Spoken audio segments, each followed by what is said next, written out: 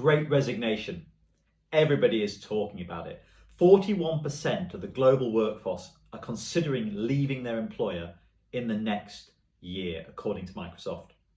And 95% of workers are at least contemplating a job change, according to Monster. What's going on? There is a massive challenge with retention. Why is retention so important for you as a business? Well, number one, it's expensive, right? The Work Foundation estimated it costs 1/3 of a salary to replace a colleague or an employee.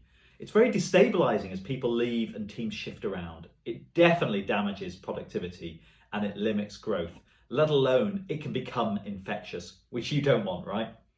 So what do we do about it? Well, here at Impulse, we actually measure how people are feeling and why. And what we've discovered is that how people are feeling really drives their performance and is also driving their level of retention. In other words, their emotional connection to the organization is a key factor in whether or not they leave or whether they stay. When we looked into this, we found that we had a leading indicator and a lagging indicator. The lagging indicator was asking questions like, I intend to still be working here in 12 months' time. I'm not looking to leave the next 12 months. And what we found was that 13% of employees are answering this question negatively, indicating they're planning to leave, which actually fits with a lot of external data from Monster, who said it's about 15%, and Glassdoor, who said it's 12%. What we wanted to look at, though, was what happens. How can you predict what's going to happen? How can you see who is going to leave? And we found there are 3 key emotions that drive people leaving. And that if you see them 6 months out and catch them, you can stop people leaving. But if you don't, and you don't deal with it, they will leave.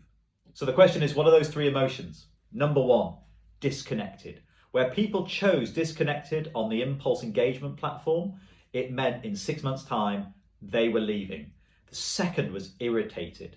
Same thing going on. Same negative emotion that was causing to leave. And the third was anxious. Those 3 emotions were the top emotions that led to people leaving. How do we know? Well, we're being able to overlay the leaving data with the emotion data, and we can see where people are going and why they're going.